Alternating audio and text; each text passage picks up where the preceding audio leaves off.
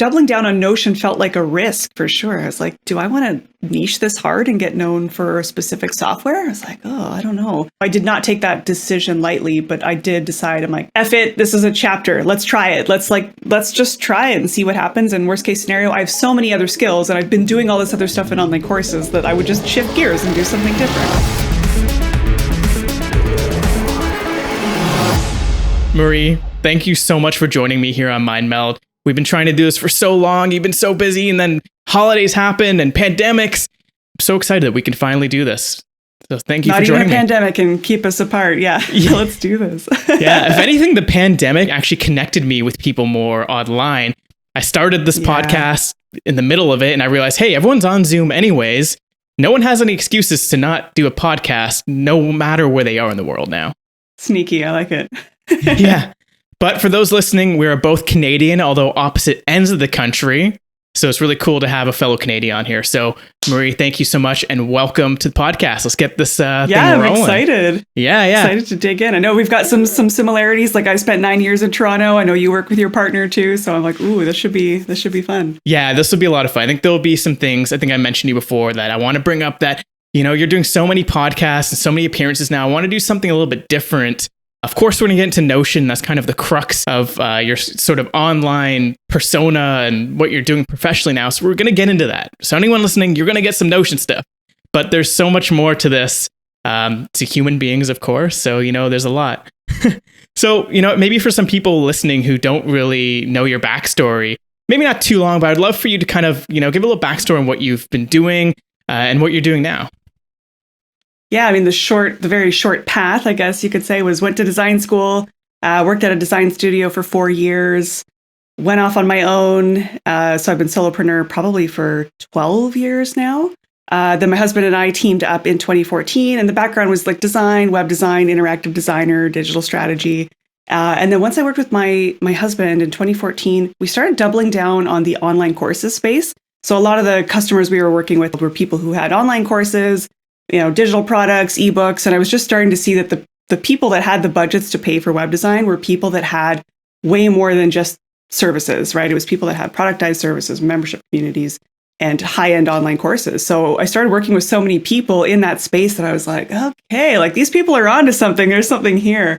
And then my husband and I, we ended up building our own course software, decided that we didn't really want to do the course software side of things. So that's a whole other, conversation we could have, but just realizing, spending a lot of your time working on very, very, very low end products and providing that kind of customer support is a challenge all on itself. And we'd both been pretty used to doing working with clients over the course of 2-3 years, doing higher end, more strategic projects was way more our jam. Launched a couple courses of my own over the years. And so, finally hit a bit of a weird runaway success with Notion. I was like, well, I guess this is my business now. And so that's a very short, last decade of work. So it's definitely meandered quite a bit, but it sort of started as web design and kind of evolved into workflow consulting now and teaching other people how to kind of, get their shit together. That's awesome. Well, I think you found over the years of how to get your shit together by just going through all that. So that's awesome. I find by not having it together for many years and trying to figure out what's the answer. How does this all work? That's awesome. So how did you find that? Were you doing other courses yourself? How did you finally get to that point? Yeah. Were there certain ones I've definitely been. Yeah. Yeah. I've been a huge online course junkie for many, many years. And I think part of it probably stemmed from, your own insecurities and perfectionism and I don't know this thing. I need to ace it. And so I was just always kind of, who knows this stuff and how can I fast track my learning? Because I think I always sort of felt behind. Even when I went to design school, I sort of felt like a bit of an imposter while I was there, that other people knew well-known artists and they were having these conversations and they seemed so sophisticated. And I was like, I don't know who these people are. I don't know what I'm doing. I don't belong here. And so I think that sort of feeling of incompetence propelled me okay, I need to learn. I need to study. I need to read. And I also, just as a super quick side tangent, I didn't have a super healthy family upbringing dynamic. And so for me, I fast tracked through high school. I did night school and summer school every year and fast tracked 5 years into 4 years so I could get the F out and leave. And so for me, I think education actually represented freedom. I was like, if I learn, if I'm going away for school, like this is possibility for me. This is freedom. This is a chance to make my life better. So I think inherently, like education and learning more was this like exciting like chance for a better life. And I think that's kind of become ingrained for me. So lots of online courses. I definitely studied them as a learner, and then also just as a curiosity, like seeing how other people were making money on online courses. I was like, okay, like maybe one day I'll get to the point where I have something, useful to teach. So it was a long time before I had the confidence to, launch a course of my own. And so just over the years, I've been iterating, experimenting. The ones that I would say made the biggest impact for me, just off the top of my head, Joanna Wieb's Copy School. I think copywriting skills and especially writing for, conversion and for products, whenever you're marketing products, those skills have definitely compounded over time, right? It's like, I think at the time it was a $2,000 course. I'm like, this is crazy. I'm paying $2,000. It seemed like so much money at the time. But that was, I don't know, 5 or 6 years ago. And I feel like the skills I've continued to learn from that have really paid off. So that's one. I really enjoyed Sphere of Influence by Andre Chaperon. Really like that one. He's definitely an introvert, right? And it's mostly copy based. It's not a lot of video. And I could relate to that. And I was like, wow, somebody can charge $1,000 for a course and you don't even see their face on video. I'm like, that's pretty impressive. So I love just kind of seeing the different formats of online courses. What are the ones that succeed at what different price points? How do people structure it? So I think I was just inherently kind of curious and studying it from someone taking the course, but also thinking about, well, what would my course kind of look like and what's possible? Right. That's awesome. That's so cool. So it really just seems like that it's not even like a niche. It's like more of like a full industry. And it's almost like a maverick industry now where it's like, instead of having to go to university and pay like, in some cases, hundreds of thousands of dollars, like especially if you're in the United States, you can now take a handful of online courses and get maybe sometimes a better education than you would going to school, right? And you're learning on your own time. Absolutely. Most of the time. Although you recently did one with Ali Abdaal, right? Where it was like live, well, not I guess live, but virtual in person and cohort based. So yeah, I'd like to hear about that because you recently just started doing like YouTube like pretty seriously right now. So I'd love to hear how that course kind of went and your kind of shift towards doing video. You just mentioned like a whole copywriting course of just doing writing. I've seen people now using, I don't know if you've heard of the tool Descript. I love Descript. It's one of my favorites. Have you seen the overdub feature? Oh, yes.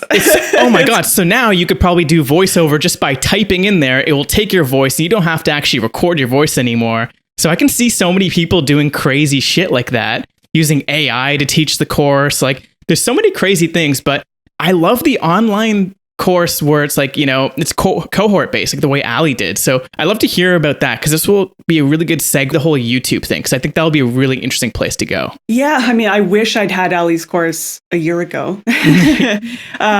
His course was phenomenal. I've been recommending it to everybody.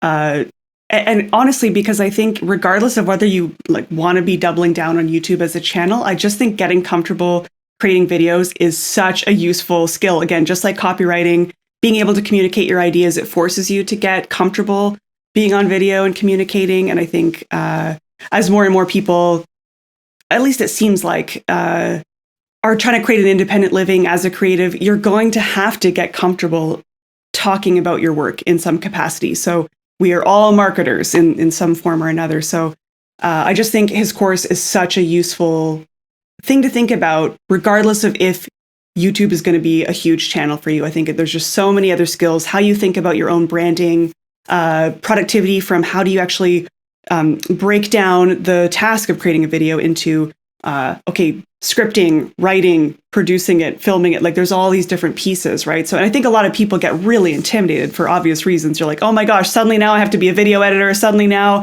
I have to know how to, there's so many moving parts. What tools do I use? What tech do I use, right? So I think people don't take the first step because there's so many things to know. But what I like about Ali's course is just breaking it down into, do you have a phone, right? Does everyone have one of these in their pocket? Great. You have everything that you need to create a video right now. So just start with where you're at. You don't have to have all the fanciest equipment and lenses. Just get started sharing your ideas. So I wish I'd had access to that a year ago. It took me 3 years to get the courage to do a webinar for the first time. I was so freaked out about doing video. I did one of those 100-day challenges. So I did a video every day, a vlog every day for 100 days. And that was kind of my first, like, trying to start to get comfortable just being on video and sitting in that discomfort. I also, 5 years ago, signed up for the Supernaturally Shy Intro to Acting class, which was definitely a life-changing class. And I tell people, if you can find a Meisner class, a Meisner acting technique class where you live, like in Toronto, there's got to be some. I tell people, like, that is definitely a life-changing class that I took. So all that's to say, like, trying to get comfortable being on video has been a thing I've just been investing a lot of money in and working on for a really long time, because I do think it's a skill that improves every other part of your life and business, right? So being able to run a webinar, being able to have a podcast, being able to interview people, like, all of those skills are just, they're leadership skills. They're things that are going to benefit you in so many ways. So it was not a channel I would have expected to enjoy and spend any time in whatsoever. But I think, especially with Notion, like, YouTube is just the most natural way to be able to screen share and explain an idea and to dive into a concept. So inevitably, I was like, well, I'm just going to have to get used to this. I'm going to have to get good at this. So practice makes perfect. And I just said, you know what? I'm not going to worry about editing. I'm just going to ship a video every week for 12 weeks and just do it. And I would just hit record and just go for it. I wouldn't edit it. If I had worried about editing it, I never would have shipped. And so there's a lot of, crappy first videos out there, but that's how you got to get started somewhere, right? So that's kind of how it started. And happy to share any questions about, like, his course specifically, or kind of the parts that I really liked about it. Yeah, no, I think this is a great segue, because I know that's just the latest one you've done. And this is a great segue into getting you talking about that shyness and that anxiety, and like almost like performance anxiety. And I think, because I want to bring this up, you had this amazing Twitter thread where you went, like, deep in that. I'll maybe put it in the description of this podcast if you don't mind me sharing it with people, because I think it was so enlightening to see. Because it's like, I think I heard you talk about this on another podcast. Like, hey, it looks like I'm all, happy-go-lucky. I'm all ready to go, and I'm all, lack of a better term, just like a professional at this. And then you're like, but in the inside, you have that almost imposter syndrome of, like, holy shit, like, I'm actually, like, really nervous here. And I think a lot of people have that, right? I mean, the internet, I think, will always have that, what is it, the 99-1 rule, which is like, you get, for 100% of the people on the internet, you have like 90% of people who are just lurkers. They're just consumers. You get like 9% of people who are contributors. They might comment, like, share stuff, put in their 2 cents. And then you have 1% who are creators. And I think that's really interesting. And you've become that 1%. And that's true with anything. Like, you need to have a lot of consumers for whatever you're creating, whether that's, in the business, people buying your course, or whether it's just, consuming free content online. But one thing you brought up that was so interesting, you just said that, like, this has become like a crucial skill in this century now for business, to be able to create digital media content, whether it's video, audio, or whatever, which is so crazy, because I went to school for media production at Ryerson University in Toronto. And at that time, digital media was like kind of a thing. The course I was in was called Radio and Television Arts. They literally had to change it to media production because radio and television arts are literally dying.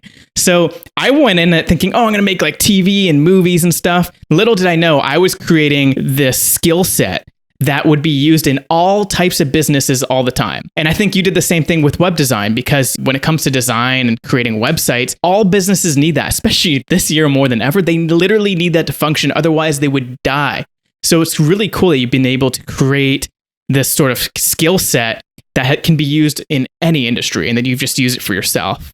But, obviously, like we just said, you weren't always comfortable with that. So what were some of the things that actually got you to do that, to actually kind of break through and become not the 90%, go into the 1% and actually start creating content? Yeah.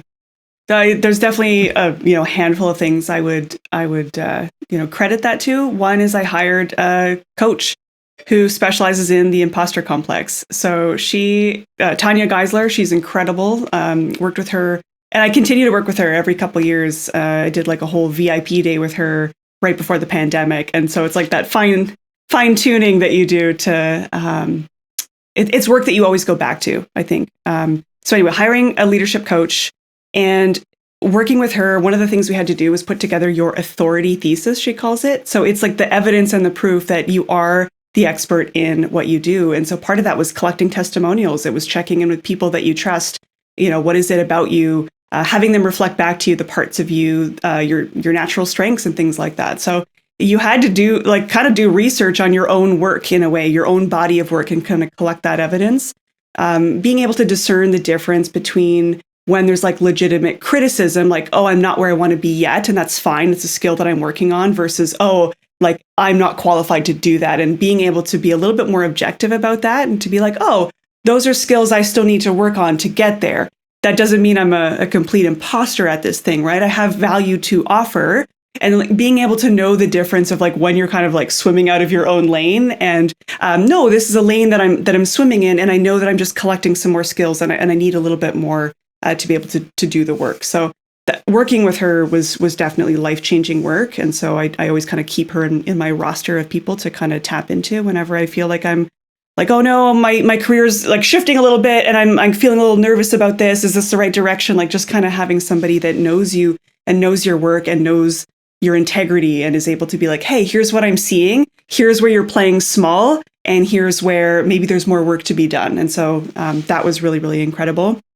Obviously, the acting classes were huge because you're being put in the most uncomfortable situations constantly. Like I cried through most of those classes. I'm not exaggerating when I say that, just out of sheer nervous energy. Like I couldn't even control it. Sometimes I'm laughing hysterically. Other times I'm crying. And you're like looking into strangers' eyes very deeply for like 5 minutes, just sitting in a chair, very, very close proximity to another person, just feeling whatever energy they're giving off. So you are constantly put in these very strange emotional circumstances where you are connecting very, very deeply with another person.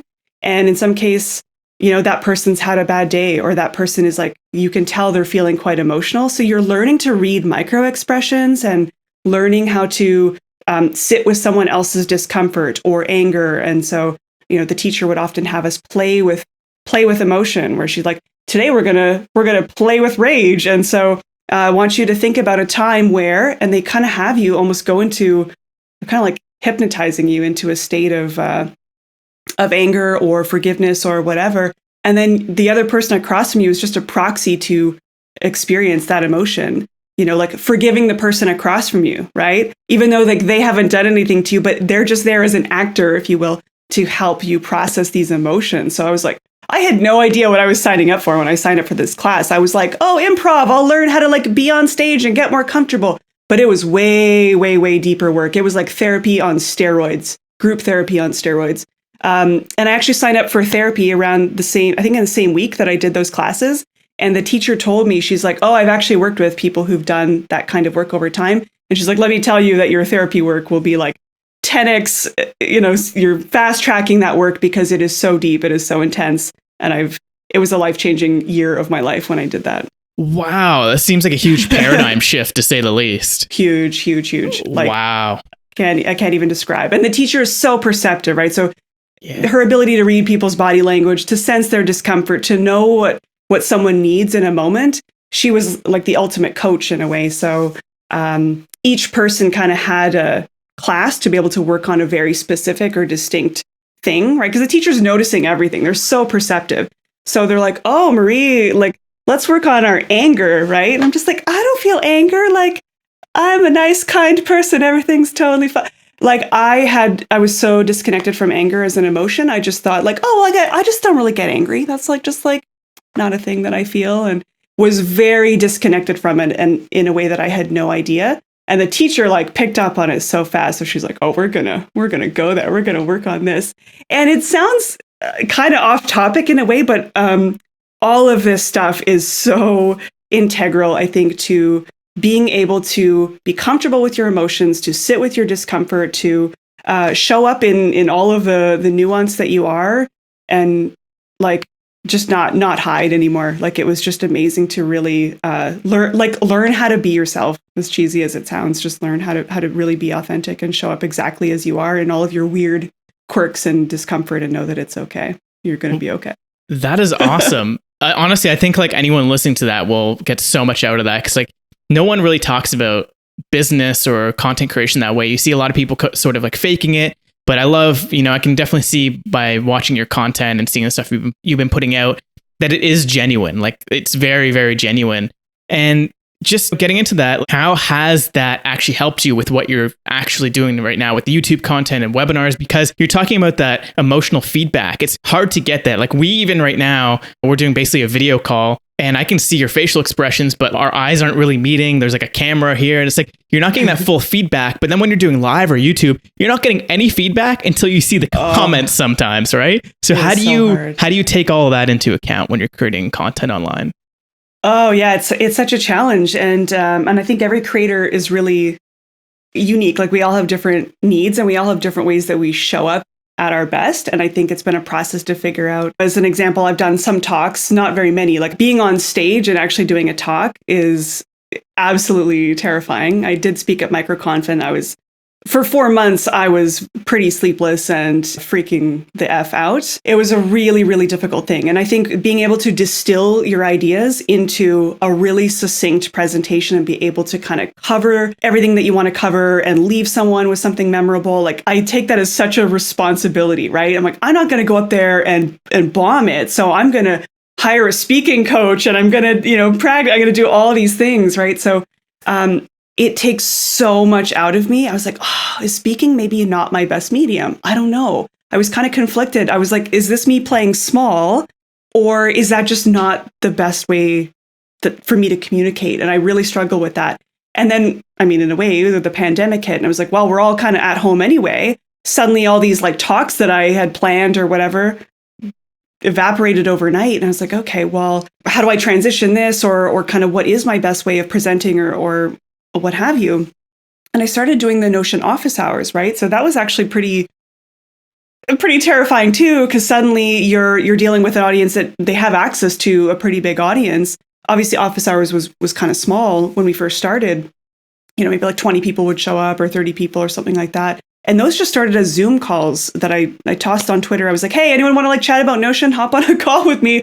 And like so strangers were just kind of showing up. And so I was learning what does it mean to facilitate and to facilitate on the fly, right? Because as you know, too, like being a good interviewer, there's certain skills that you're learning and you're trying to, how do you facilitate a really good conversation with someone? And sometimes people don't always give you that feedback, right? So you're like, ooh, some interviews feel easier, some are harder. And you're like, you start to learn like, what are the skills that I need to be able to make a conversation feel interesting and easy? So the skills that you need to speak on stage are a little different than the skills you need to run a webinar or different than a pre-recorded video, right? So just immersing myself in all of these different mediums, running group coaching calls, doing a webinar, recording a YouTube video, doing a couple talks, you're experimenting with that feedback loop and seeing people's faces or not seeing their faces. And for me, for example, sending out an email newsletter feels so stressful because I can't see their face. I don't know how it's landing. Like, is anyone listening? It feels very strange to put work out into the void and not really know who's listening. So with the YouTube videos, I knew that I was just going to have to, like, I don't know till I put it out there, how it's going to land, right? So listening for that feedback, people being like, oh, hey, can you turn up your audio or like speak slower? Or, hey, you should really do some signposting so that I know what to expect in this video. Okay, like there's a lot to learn and you have to be really open to that feedback loop, I think.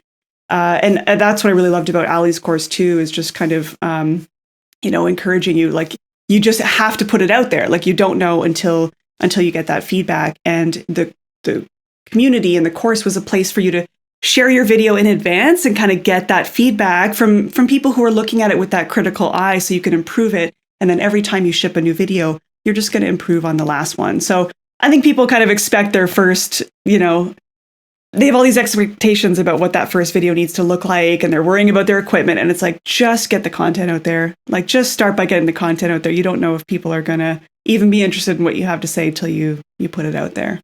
That's such a good point. Like, why would you spend so much time editing something and making it all perfect where like it's not even going to land and you probably don't have that many subscribers? Nobody's going to really see it. Nat Eliason was on the podcast a couple of months ago and he talked about this idea of start something small, like just have the idea started out as like a Twitter thread or just a tweet. Do people care about that? Okay, maybe that could be a blog post. You can write it. Okay, that blog post did well. Okay, maybe now you can make that a YouTube video. So it doesn't have to start as this grand thing. It can be the smaller piece of content. So I think that's just really big. And one thing you just brought up there, I did want to talk about, so this is a great segue, is the official Notion office hours.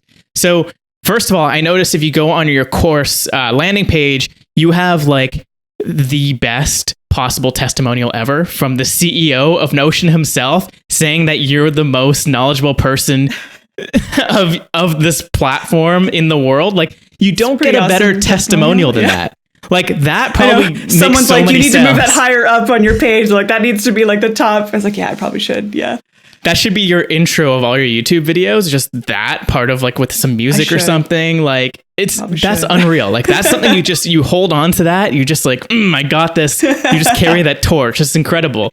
So how did Add you? it to my authority thesis, right? Huge, right? That's mad. Like, it doesn't get better than that. The guy who literally created the software said that. Like, you don't get any better than that, other than the people who said you did a great job teaching me this thing. Like, literally, it's incredible. So this is gonna be weird timeline wise, but I'm gonna start with this. How'd you get in contact with them to do like official Notion stuff? And then we'll go backwards and how you actually got into Notion in the first place.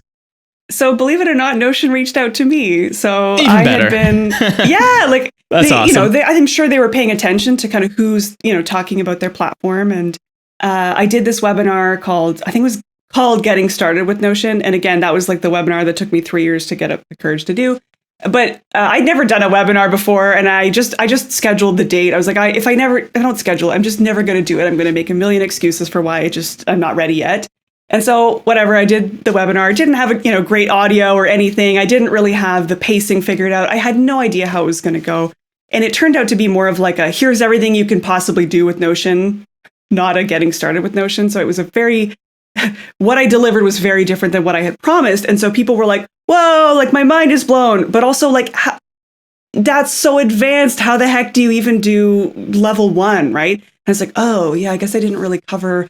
So it was really good for helping me realize where beginners were at again, right? I needed to go back to what it was like to be a beginner. That's where the YouTube channel started. And so right after that webinar, it might have been like a week after that webinar. So yeah, actually the COO reached out and was like, can we chat? And I was like, what just happened? Yes, Am of I course getting we can sued? chat. No. I was like, no, this is crazy. So we just like hopped on a call. Just like that is awesome. Called me on my cell phone, had a chat with him. And he was like, we love what you're doing. And you seem to have a way of showing what's possible with the tool in a way that people can really understand. And like, what could this look like?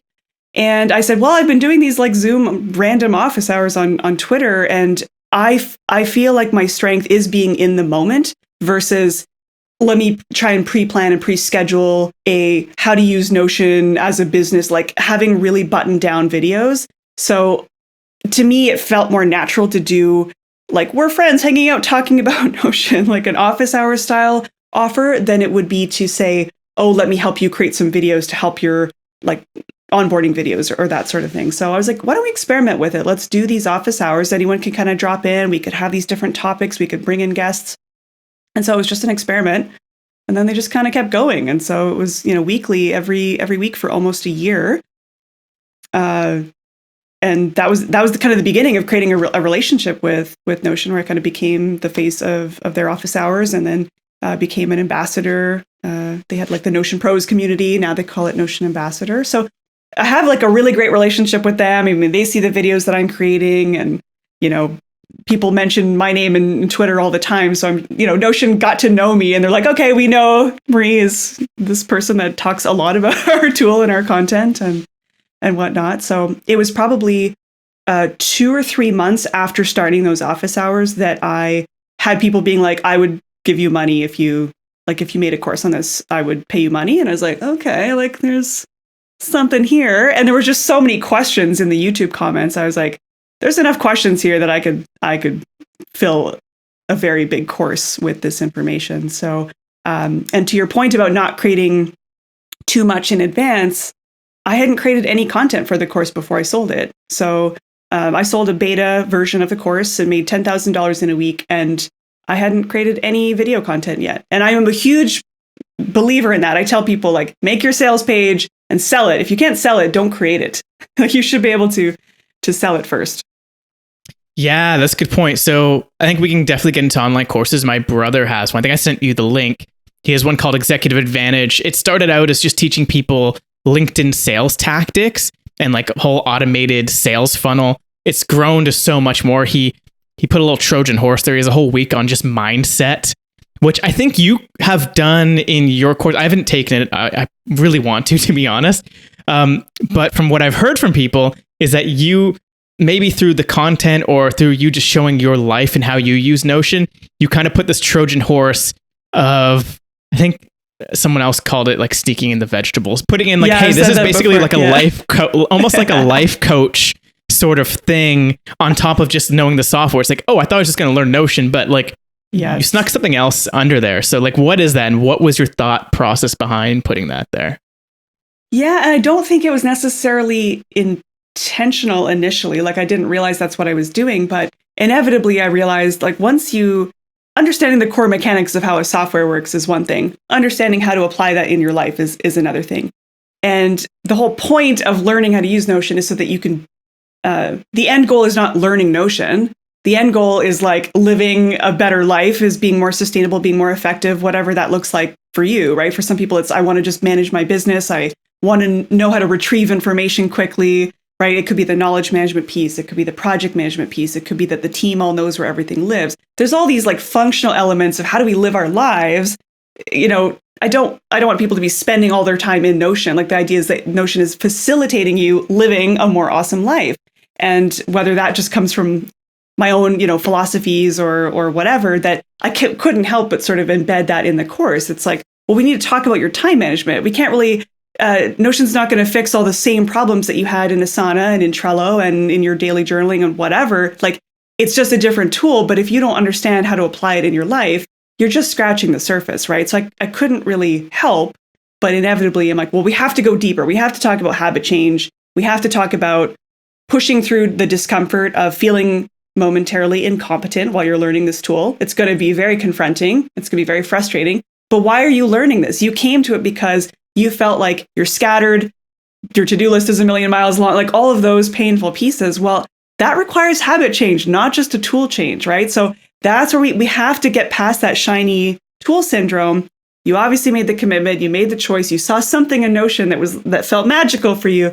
Let's take that to another level. Let's show you how to make your life more magical, not just your dashboards in Notion more magical. So I couldn't really help myself there. That's awesome. Well, it's obviously just like things that you think about, the way that you live your life, and you just kind of embedded that in the workflow. Otherwise, because it's like a blank page, right? It's like you said, you can do so much in Notion. Like, you can do anything. People are now building websites and using like super.so to build their websites on it. People are using it for their company or softwares like knowledge management or knowledge base, like this is their actual knowledge base. So it's really cool, like what people have done with it. I'm sure you've seen it evolve massively. But I love that idea that, you kind of embedded this almost like maybe self-help sort of personal development side into it, because I didn't realize I did that too. I was sending my friend, I was like, hey, you got to use Notion. Like, he's a scattered dude. He's not really doing much. I'm like, man, like, just use this. I don't know why it would make your life better, but I'm like, wait, maybe it's the way that I'm using it. So when I was going through like my daily journaling database and going through the way I use it, he's like, man, basically you're just like this could be like a life coach hub. I'm like, well, this is, I guess I'm my own life coach then. I don't really know. Yeah, exactly. I think that is honestly the magic of Notion, but I think it's the thing that people find the most frustrating is it forces reflexive thinking, or rather it rewards reflexive thinking. So it's a tool, I think, that makes you think about how you think, and you have to be very aware of your own needs, because you're having to build your needs, right? Like Rome, or I wouldn't even say Rome, but like Asana is opinionated. It has a structure. You put your to-dos and you're good to go. But in Notion, you have to tell it what you want. And so you have to know what you want. And not everybody understands or kind of has that level of understanding of their own processes and their own needs. And so if you're not very, very self-aware and you're not kind of in tune with how you work and what you need, it forces you to think that way. And for some people it's not what they want, or it's quite frustrating, and that's fine. Like, it's not a tool for everyone.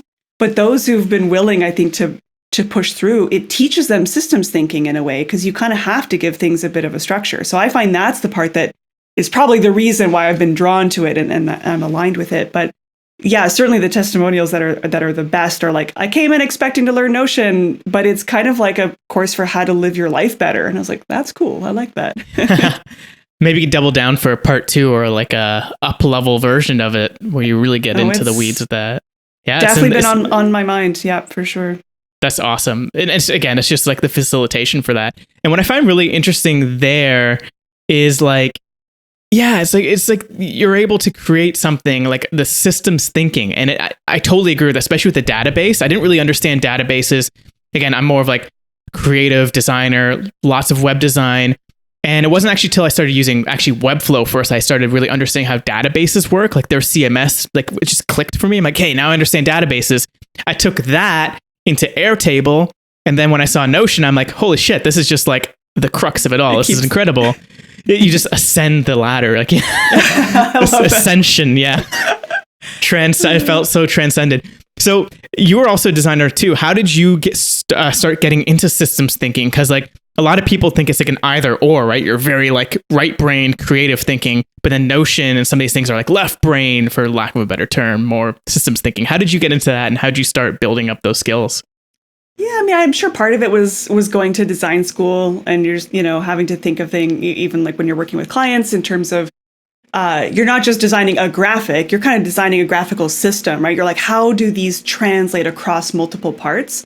And then I think I've taken a number of other courses too, like around systems thinking, and I did a certificate in design thinking and innovation.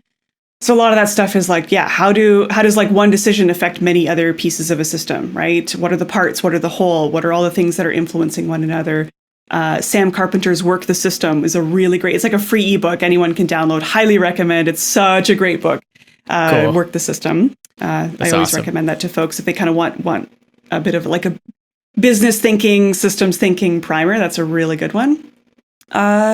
And I've taken like Unschools courses on design thinking. So I think I've always been drawn to it, also partially because, similar to you, like I'm a creative, I'm a designer, and I feel very naturally like I'm a chaos monkey. People like to say that. That's my default state. And so if I don't give myself containers and structures to work within, I'm all over the freaking map, right? So I think I love the fact that I was able to design the structure that I wanted. So I can still be creative and have fun and have these pretty, cover images for my journal, but it gives me structure. So I think it just felt like it calmed my brain. And so, yeah, I think I've been studying it for a while, and it's been kind of in my peripheral. And then, of course, studying permaculture too, and just really thinking of like systems in the natural world, and like what are almost these universal truths within systems too that kind of influence everything. So I don't know, I get really nerdy about that stuff, and that's really cool. Yeah, well, I noticed the massive monstera behind you and all these plants you have, and I noticed you do like hydroponics. So is that just through planting, through systems that got you into that, or was it the opposite? Was it through planting that got you interested into systems thinking that got you into sorry, what was the term that you were just recently? Permaculture, yes. I'm not familiar with that. Yeah, I mean, I think the system stuff has always been interesting to me, through like design school and just thinking in design systems. And as I was like pivoting my career a little bit, I was like, oh, am I like a design ops person? Is that what I'm doing? And I think with the clients that I was working with, once I started kind of moving past web design and doing a bit more digital strategy, you're having to come up with, well, how do I deliver these services in a way that is sustainable, right? So, I need to systemize this. I need to come up with these standards. And so I was always trying to figure out, in a way, how do I work smarter, not harder? I think I spent the first 5 years of my career, honestly, probably working 80 hours a week for 5 years, for sure. Like I was that person that would never go out with friends. I'm like, sorry, like run my own business, which means I work all the time, and was really unsustainable in those first 5 years. And at some point I was like, okay, you're young now and you can pull these kind of late nights, but this is not sustainable, and I'm going to have to learn how to work smarter. So it it took some time to figure out, like, what do other people know that I don't know? How are people going on vacations? Like, what is this?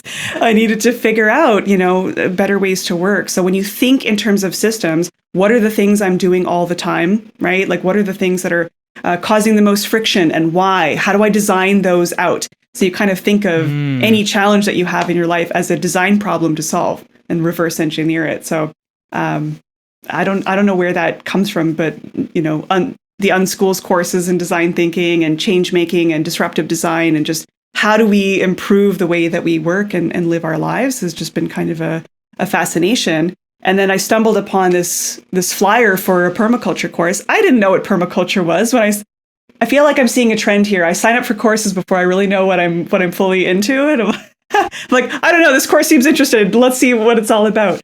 Not really knowing what I'm actually signing up for. I think that's how people join cults. Yeah, it is a little bit of a cult. I mean, if I had known what was in store with the acting classes, I would never have signed up for them for sure. So I was glad, and I think I signed up quickly, being like, don't read too much into it, or you'll never do it. And so with permaculture, there was this flyer that said, "Become a more conscious designer of your life, landscapes, and legacy," or something like that, while saving time, energy, and money. Or something like that. I was like, I want to do that. That sounds very compelling. How do I sign up for this? I thought it was about gardening. I'm like, I'm confused. What does this mean? And so permaculture is really systems thinking, but influenced from nature, right? You're thinking long-term, you're thinking sustainable. There were all these concepts in those courses that I was like, oh, that's like the 80-20 rule in business. Oh, that's like, I just kept finding these hilarious similarities. I was like, oh, it's all the same language. It's just nature like made this so. I'm like, it's almost like nature knows best. And so in a way, we're kind of going back to these like laws of physics, right? Or it's like universal truths. Yeah. So I was like, I just got extra curious about it. I'm like, tell me more. And went down lots of little rabbit holes. So my next work is really applying the concepts from permaculture and making them way more accessible in business language. That's kind of what I want to be doing next. That's huge. I think that's amazing. It just seems like, you're going on this trajectory that is headed towards that way. Like, it's like stepping stones, and along the way, you're learning the things that you need to learn when you're there. Like, hey, I need to get up this step. I don't really know. And you find someone, like, you're really good at, from what I'm hearing, really good at finding someone, taking the course, finding a coach. And a lot of people have this like hero mentality. Like, no, I'll just do it. I'm the Elon Musk hero. But even Elon, he had to find people to learn about rockets. He didn't just know how to create rockets for SpaceX, right? He's like, hey, you are amazing at creating rockets. Let's help me on this journey. Watch those people, right? What are their habits? What are they doing? What do they know that I don't know? Like, just definitely leverage other people's experience and success to help you. We don't have to do it all by ourselves. That's awesome. So back onto actually that permaculture thing, because I've been really thinking about indoor growing with hydroponics, just because, like, especially during last year, we had a lot of time to think, being inside. I'm like, hey, there's all this like unused real estate, and there still is in the city. I'm like, wouldn't it be easier or better to like grow the food indoors closer to the cities so you have cheaper, better quality food? So I've been thinking about it a lot, and I don't know what I don't know. I'm just like, that's a cool idea. I'm sure tons of people are thinking about that.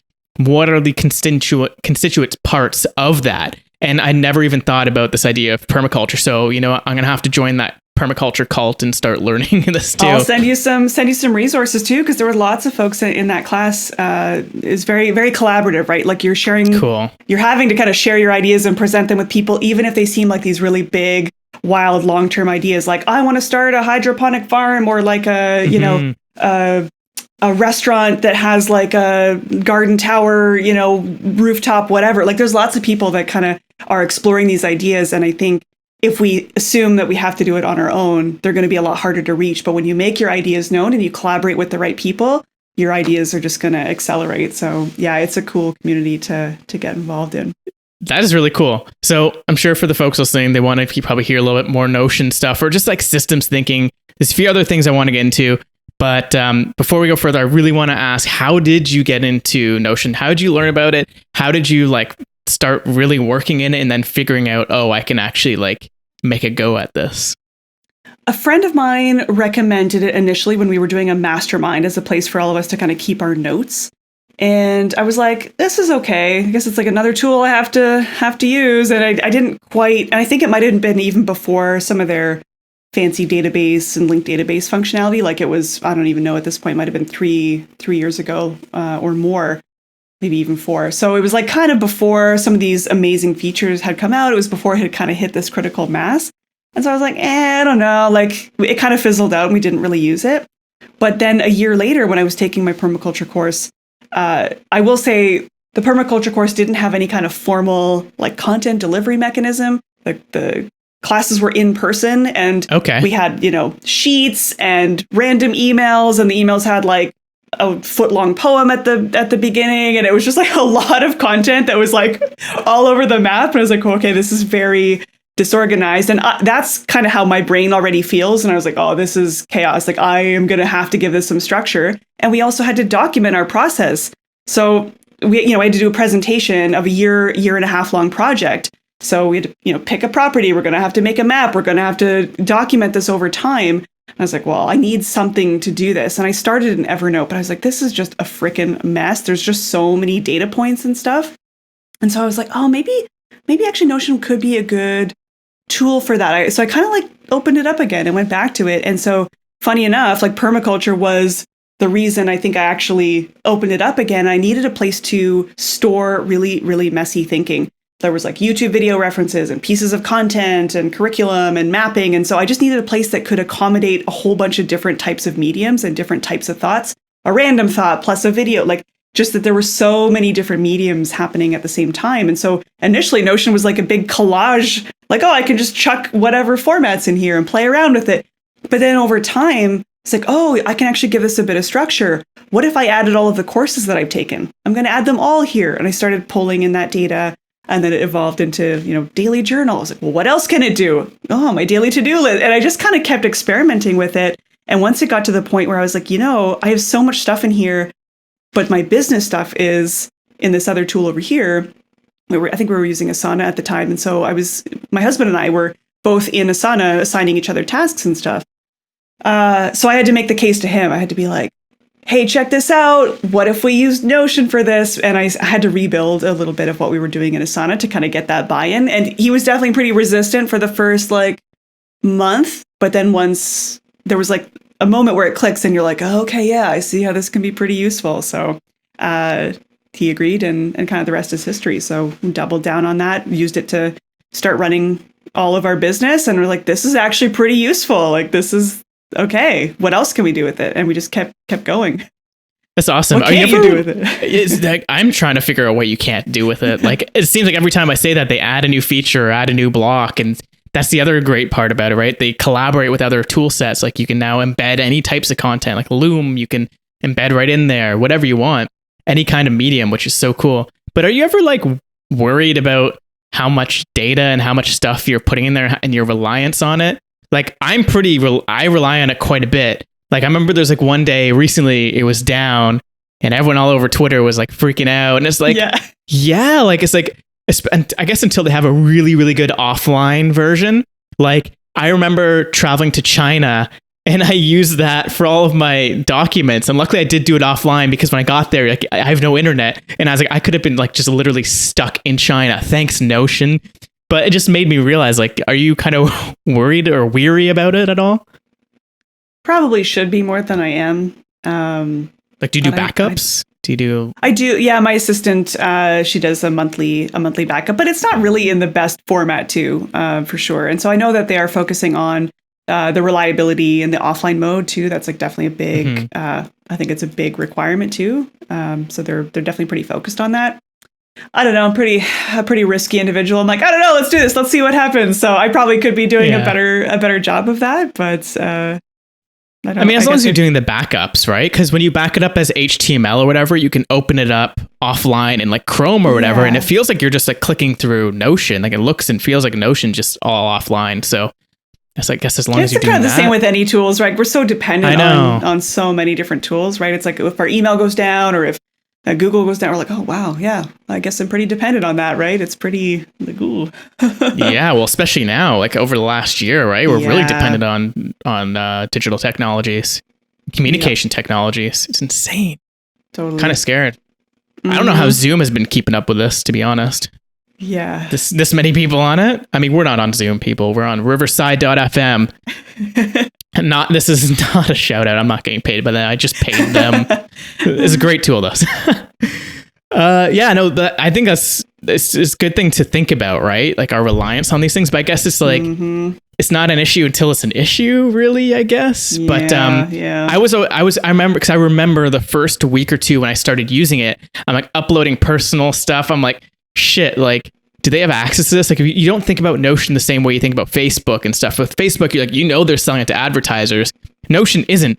But now you're also realizing, wait, Notion is free for people. So what's happening? I don't know. It's just things that I've been thinking about as a, 21st century digital nomad. Like, what do the employees see of my tracking? Yeah, because I'm like, I know you're talking about this before. I do my daily journaling in there as well. And it's like, there's some like personal stuff in there. Yep. So I don't know. It's kind of interesting. Good things to think about, I guess, at least.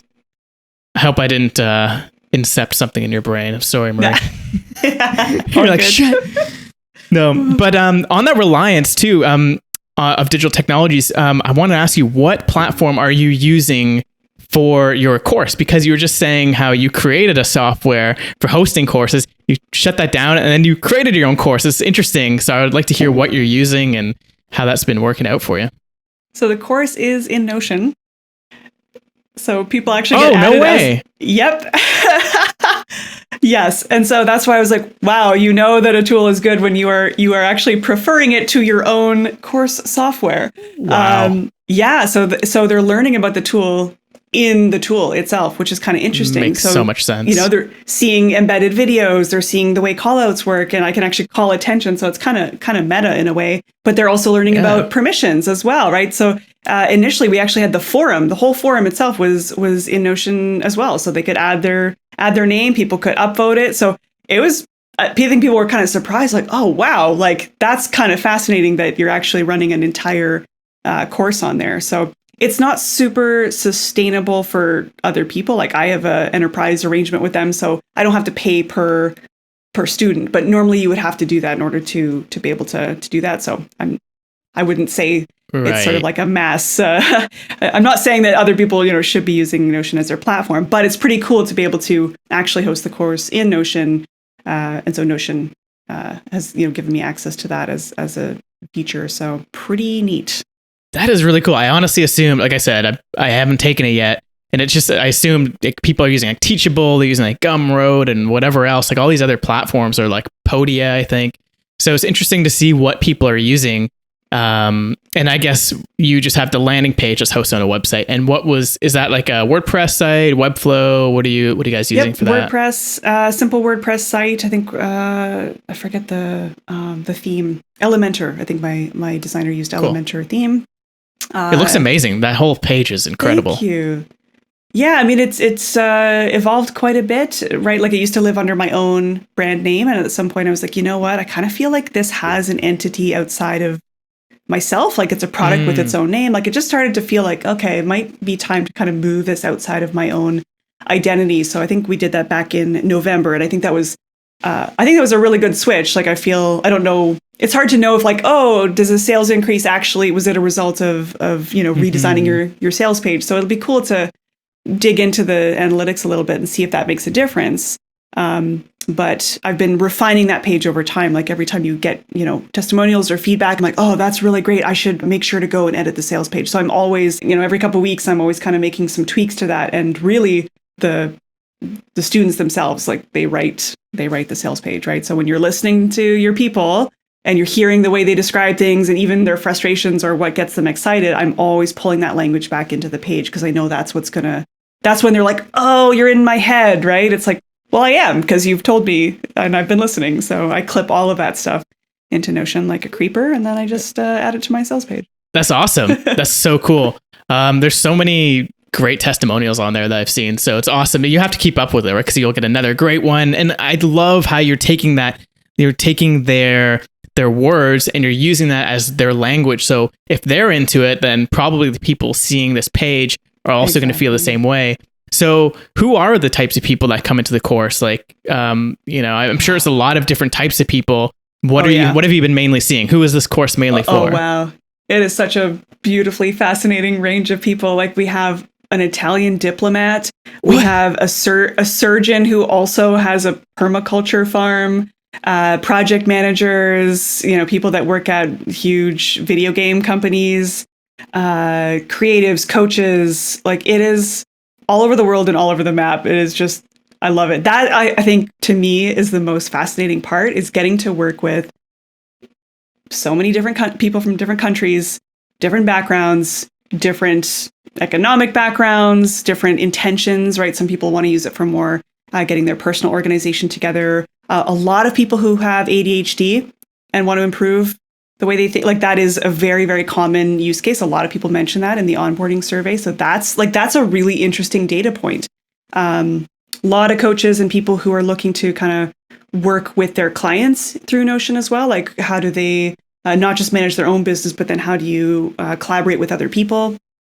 So yeah, quite a fascinating range. So it's been a process to figure out, well, who are the best suited, right? Who are the people that are really going to be the best fit for it, and try and, again, continue to tailor the sales page to speak to those folks. Like, I'll give one example. Like, I have a pretty amazing refund rate, I would say, like, in that we say no refunds. And so I want people who are like super committed to this. I don't want someone who's like just dabbling with a shiny new tool. It's a commitment. It's like, you're going to be tinkering with Notion for quite some time while you figure out your best process. But someone said, this course is complicated. I want my money back. I'm like, it's literally called mastery. Like, that is the point, right? It's sort of meant to be, and you're also not learning something if you're not being challenged, right? I'm not here to feed you the answers. Like, yes, we cover all of the basic components, like how do you actually use Notion? But to some extent, I can't tell you the best way to set up your space in a way that's going to click with your brain. And so I think this kind of gets to a bit of a side tangent, but I think a lot of courses tend to be packaged information, and with the teacher being like, here is the thing, here's the answer, and it's info. And we're used to just like collecting info, and that feels like comfortable and easy.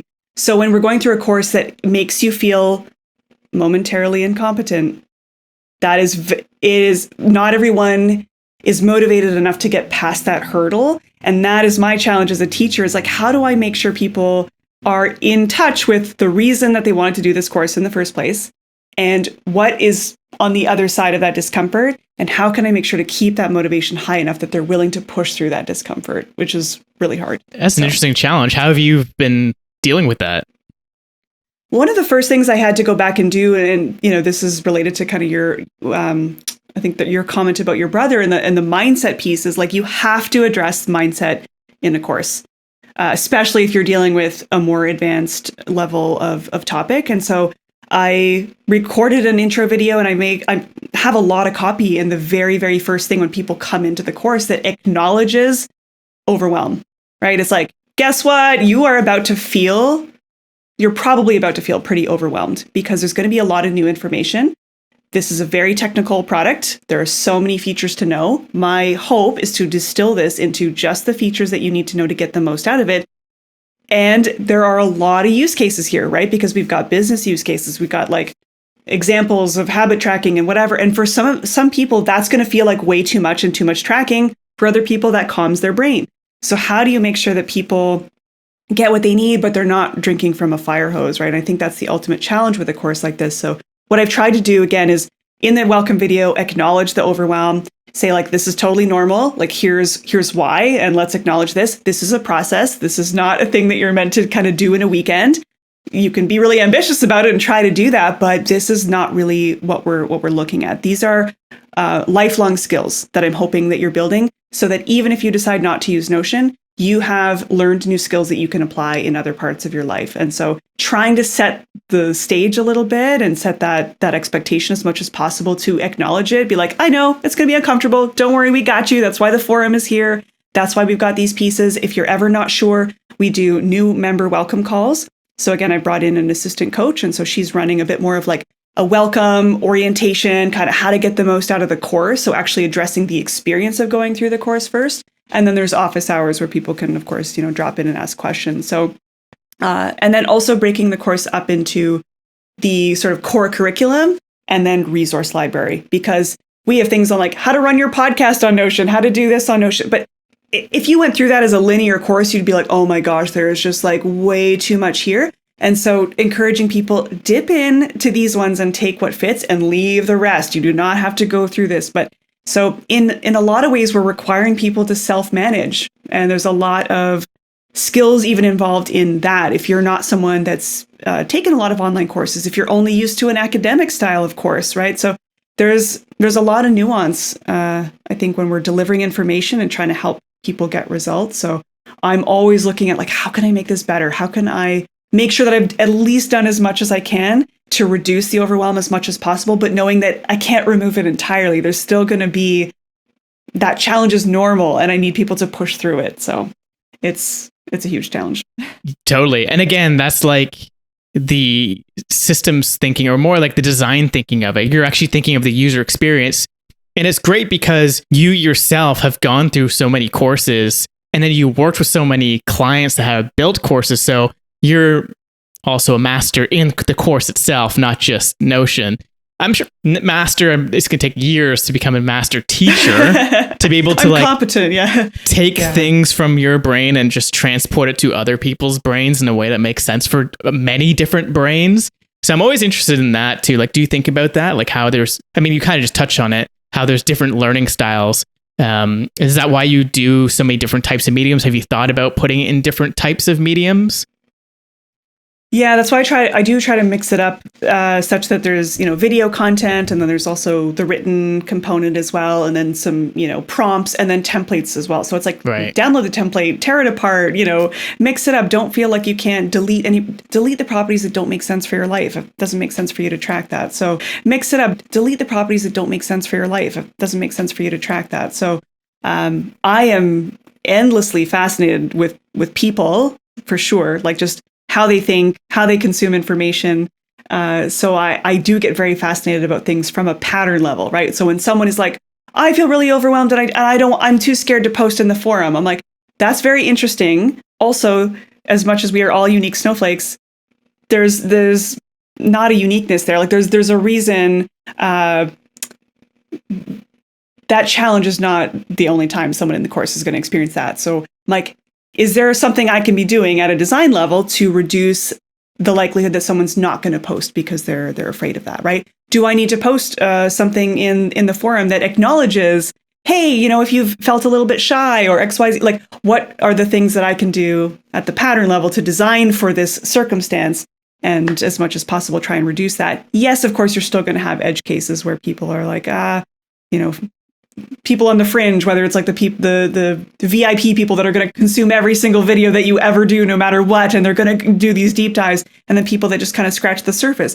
There's of course so many different types of people, and maybe you've been following this on Twitter too, but there's lots of arguments around like cohort-based courses are the way to go, and then like evergreen, and so sometimes people I think kind of crap on evergreen courses. And I think I was pretty skeptical initially too. I'm like, people don't get results unless they have like access to the teacher, and what makes for a really strong course at the end of the day. So, but one thing I think is really interesting that I've learned from Mariah Cause, who's been like a really big influence for me in the online course world too, and how do you package and sell online courses, is she's like 1 week into a cohort-based course, people are at wildly different levels, right? And it's true. Already 1 week in, like you can say, we're all going through this together, but the drop-off rate is freaking huge, even if you have live events and the teacher running the course. Different skill levels, different intentions. Some people never intended to show up live. They just wanted the content. Like you are inevitably going to get a range of people. And so knowing that with something like Notion, there's just, I think, absolutely no way that I'm going to guide a group of even 50 people through an experience. And like week 1, we're learning this, and week 2, we're learning this. Heck no. You have people being like, I already know that. I want to know this. Or like, your video is going too fast. Like, this is completely confusing. I'm like, that's so interesting that like, 99% of people were like, this is amazing. And you have that one that's like, this was totally confusing. So there's inevitably going to be a bit of a range, right? With preferences and whatnot. So I don't think a cohort is always necessarily the best way to deliver an online course. Interesting. And why did you, I guess not why, but like, what was your thought process behind, obviously doing it in Notion makes sense that it's the actual course, but a lot of people, I guess, who would have started doing a course of this, they might think like, oh, I'll do a Skillshare first. Is there like, what, I want to hear your thoughts on like doing a Skillshare versus this, or maybe doing a Skillshare Lite version that might bring more sales into the full version. I don't really know, because, we were talking before about like sales processes, and you're not an overly salesy type of person. That's not the way you think about it. Where I think I sent to you consulting.com, they have like aggressive salespeople, like ridiculous. If you get on the call with them for sales, you're going to buy. They're going to like make you buy. They're going to put you in a corner until you buy, where like you literally don't do that. So it's really interesting, the two different ways. So I guess two questions there with Skillshare versus your own platform, or Udemy versus your own platform. And then you can get into the sales things. Yeah. And I think Ali Abdal had an opinion about this too. I think he was saying, I might be misquoting him. I'm trying to remember I think he was saying like Skillshare is good if you already have an audience, I think is what he was saying. Oh. But that's if I would have thought the opposite. If you're looking at it as a revenue stream, or are you looking at it as authority growth, right? True. So I think if you don't have any audience, I think it would be great to do a Skillshare class, because again, people are going to stumble upon your course when they're looking for those things. So I think, and also something to take note of is you don't have to have original material in Skillshare. So if you have an online course, or you're thinking about an online course, you can package like modules 2 and 3 as a Skillshare course, and they don't have to be mutually exclusive. So if you're already doing it, make a piece of that available on Skillshare too. So I think that's one option. I think I've been doing enough courses at this point, and I think because I can't help myself in terms of this is not going to be a little course. Like I know that my tendency is like, we're going deep, we're going in together, and like you're going to be learning a lot. And I think it's a good challenge, but it's such a challenge to distill complex information into a very small, digestible course. And Skillshare they're shorter, right? There's like fewer hours of watch time. They tend to be a bit shorter. And it could be a great place to do like an intro to Notion, or something smaller, or taking my most popular YouTube video and like, let's build this out into like a really niche course. So I might still do that. But I think I knew I wanted to lean toward a slightly higher price point, because I know that I'm going to give more support. I'm going to be a little bit more attentive, and I'm always adjusting and adding new material. In the beginning, because the course wasn't created, Notion was such a great tool because I could invite people in and it was like, oh, this part's still in progress. This is coming soon. And people could vote up stuff. And so it was a very co-creative process. Notion's such a great tool for that, right? It didn't have to be complete or finished. It was very much in process. The first 100 people that would have bought would have seen it in a very, very, very messy state. And that would have been hard for people, right? And I was very clear on the beta page. I was like, if you are looking for a nice, clean, tidy, linear course, this is not that course. This is a beta in progress course. You are working with me to co-create this content. I'm learning from you, answering your questions in real time. I did weekly office hours for like 90 minutes, and anyone that had questions, like I would just answer whatever they had. I'm like, oh, that's so great. I'll add a module about that. So I gave myself permission to spend like 3-4 months really building, being in that messy process, as uncomfortable as it felt. Then it was time to kind of lock it down and give it a little bit more of a structure. But I needed, I think the co-creation process, while it can be really intimidating if you've never done it before, it's the only way to make a course that actually makes a difference in people's lives. So that wouldn't really work on Skillshare, right? Because it was like an incomplete thing. So that's my 2 cents on that. That's awesome. It's a really good sort of like mental model on building out the course, because you're right. If you have it in Notion, you're probably going to be designing your course in Notion. I know I would, if I had a course of whatever, podcasting, wherever the hell, I'd probably be like writing it in Notion, storing stuff. So just to be able to add people in, they can get feedback. They can see it in real time, even as you're typing even. Exactly. That's a really interesting way. And then once it's done, then you could package it up, put it on your own website if you want. Exactly. Maybe not even Skillshare, but what's the other one that everyone is using to host their own? There's one really big one right now. Thinkific, Teachable, Podia. Teachable, yeah. Yeah, that's the one I was thinking of, but Podia as well. And now there's like, again, maybe you would be interested in this coming from like a web design background, but I don't know if you've been following a lot of the rest of the no-code space, because obviously Notion's a no-code tool in itself, but I don't know if you've been following Webflow and some of the add-ons like MemberStack and Outseta now is coming out. These tools that people can like build their own course software without knowing how to code, which is really interesting. Pretty wild. Yeah, I think it's only kind of just begun in a way. I think it's just going to keep exploding for sure. Totally. So at this point, you have no interest in building the software, more so you want to do the content. That's the way to go. Oh, well, I mean, and personally, I'm not the one that was doing the building, right? So my husband was the one doing, like, who actually built the software. And then in a way, the burden was on me to sell it or be the face of it or to marketing, like to talk about it, right? And so for a while, it was like, we had to talk all things online courses. But then we had people like signing up for the software that didn't have any of that marketing capacity. And so they were thinking like just signing up for the tool is going to make them their course. And then people would delay.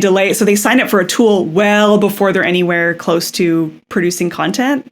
And that was really hard. So they'd be like, oh, can you extend my trial? Can you extend my trial? And the burden of working with folks that weren't shipping, right? It was like, it takes up so much time and they weren't actually launching courses, or they'd launched to crickets because they spent 6 months working on a thing that they weren't testing. And I was like, oh, this is so hard and so frustrating and not exciting. Like, I don't want people to be paying for our software when they're like not making money because they're just not shipping. So I actually went and made a course called Run Your Learning Launch that was like, we need to get people shipping faster. We need to get them comfortable with the idea of shipping in a learning process and not think, oh, I need to hire a video editing team. And I need, like, no. That's like version 3, 4. Start with get some people who actually are willing to put some money down in this idea and work with them on it. So it was a bit of a course around teaching people that lean process when it comes to course development. So, and that was more fun. I'm like, I love the teaching side of it, the facilitating, seeing creators actually activate and get their work out there. Like, that's more fun than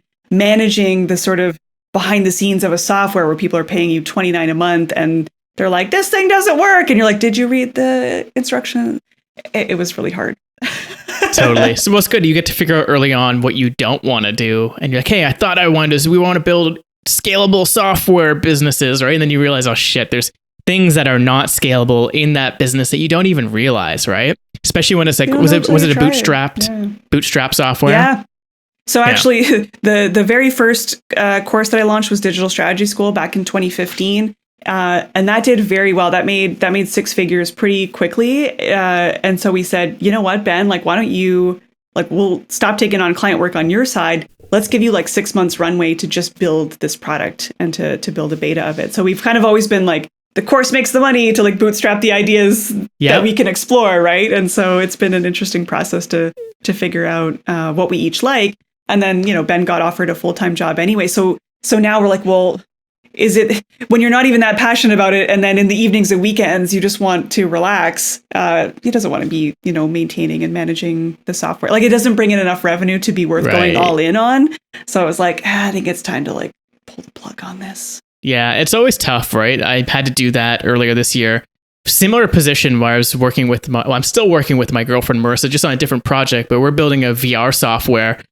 And you're like, oh, virtual reality, this is great for pandemic, right? People are all going to go into VR, except it was targeted towards film festivals, conferences, events, everything that just got destroyed overnight in March. So we're like, hey, we kept it going for last year. I think this will be the year we probably pull the plug. But it happens. Everything happens for a reason, right? We started other businesses, other projects. I got the time to do this podcast, be able to talk to people like you. So I'm super grateful for all that happened. But I think this is a great segue to kind of get some insight on how you made it work, you know, working with your significant other. And I'd love to hear some maybe tools, strategies, anecdotes, stuff that maybe didn't work, stuff that, you know, you thought could be done better, because it will help me now that I'm still working with Marissa. Yeah, we thought about that too. It's like, oh yeah, is there a guide to working with your partner? We also joke to our therapist. We're like, oh, is there like a therapist who specializes in couples that run software together, SaaS companies? Okay, so yeah, a few things. I would say, you know, my partner Ben and I are extremely independent. We've both been like running our own businesses for a very long time. So even when we merged companies, we were still very much operating like 2 solo business owners under one legal umbrella. And so we had very few projects where we actually needed to collaborate together. total trust in each other's capacity and like absolute respect. And like, we both very much trust each other's decision making. And so if there's something that we felt strongly about, we're good communicators. Like we can talk that out.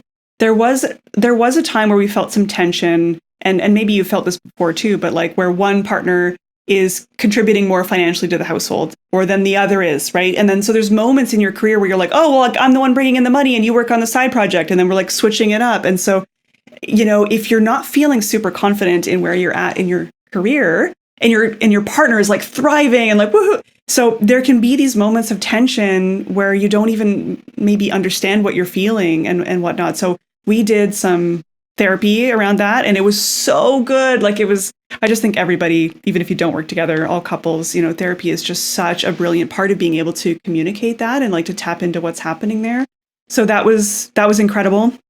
That process of just building more empathy for one another and uncovering stuff that maybe you hadn't articulated. So both feeling like we're contributing to the household, like it matters to us, right? We're creatives and we want to be, at the top of our game, and like even just pushing ourselves to see what's possible. For like, what do I want to do? Who do I want to be? And just making sure that each of us is, like most aligned with our skill set and what we should be doing. And so trying to be there for your partner too. If you notice like, oh, maybe they're not at the same place, even in a day, right? Like maybe you're having an epic day and your partner's like, I'm just had a terrible day. It's like being able to regulate one another and to be there for one another when you're at different points. We also have incredibly very different skill sets and very different styles and approaches. I don't know how you are with your partner, but I'm much more front facing, even though I consider myself kind of introverted. I'm interfacing with people all day. Like I'm the maybe more of like the friendly face of of the business, and Ben is much more like doing the technical, the problem solving, the coding and whatnot. So we were never really stepping on each other's toes. It was sort of like we were very clear on what each of our strengths and skill sets are. But yeah, check-ins, even like a monthly check-in, even if we're working on our separate projects, just making sure that we each have space to like, throw it out there, talk about what I'm working on. Like, I'm really excited about this. Can you be excited with me? Yep. Oh yeah. And there's an epic audiobook I recommend for every couple, again, regardless of if you work together, is Your Brain on Love by Stan Tatkin. It is like a must listen to for every couple. Highly recommend. I'll check that out. Marissa made me, well, she didn't make me, she encouraged me, and I was really into it, to listen to the audiobook of The Female Brain too.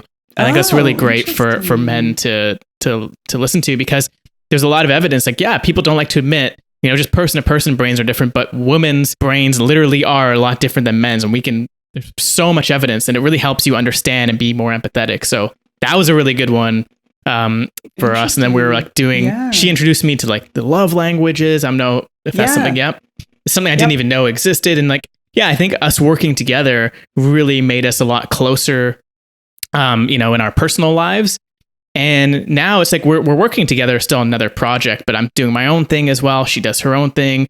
And it's cool that we can kind of have that middle ground. But now that you and your husband are doing totally separate things, have you guys seen a dynamic shift? Did you take some things from working together that strengthened your relationship? How have things changed now?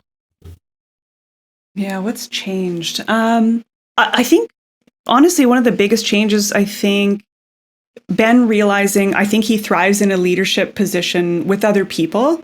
Like he needed to be around other people. And so I think, I'm sure a lot of solo developers can relate to this. Like you're kind of building your own thing with these blinders on, and you kind of don't always know, like when you're making choices about what technology stack to use, and like even decisions that you make that are going to have consequences in 4 years, and you kind of have this burden of figuring it all out by yourself. And so I think for Ben, it was just such an unexpectedly delightful choice, right? It was a big choice. Like, does Ben take full-time job? Do we want to do that? Is that, and the offer came when our business was doing very well. So in a way we had a lot of leverage. It was like, okay, like, is this going to meet all of your needs? And so it was a very big decision. Like, do we shut down that side of the business for you? Because, you could make a lot of money continuing to do what we're doing.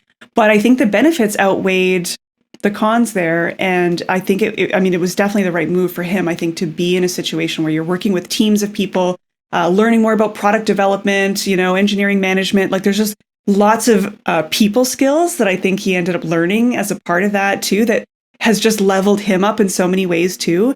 The books that he was reading, like now he was reading like Carl Jung, like a short history of Carl Jung or something, and deep listening and all that. I was like, well, this is awesome. Like it's cool, because you're going to work with people who don't agree or see when you're talking about future of a product and you're making strategic decisions. And Ben is used to calling the shots on our own stuff. Like we get to make our own decisions. And as an entrepreneur, you know about so many different pieces, right? You have like marketing insight, you've got product insight. There's all these moving parts. So when you go to a company and you're a little bit more in a silo and you're like, but I see what product is doing and I want to say in that, like you have to confront that too of how do you grow your own influence at a company. And you have to be very willing to be a little bit more diplomatic. You have to listen carefully. You have to step up to opportunities to demonstrate your expertise. So I feel like there's just, whenever you make a big change like that, you're suddenly having to adapt to new circumstances very quickly. And I think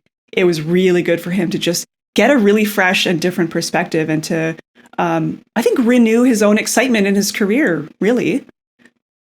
Totally, because you get bogged down when you're so deep in the trenches on a product. Yeah, 100%. I don't think we realized kind of, in a way, it was kind of lonely for him, again, because we were just independently working on our own stuff, where I'm in conversation with friends and masterminds all day long. So I'm in more of a feedback loop, right? Even like with my students, he doesn't have that in the same way. So I think that was like a really good, it allowed us to both feel like we were excelling in our career at the same time. And we could be like, yeah, like high five. And like, I'm reading this book. And so I think it actually kind of brought more life into it. And now we have more to catch up on too, where it's like, oh, let's have lunch. Let's go for a walk. Tell me what happened in your day.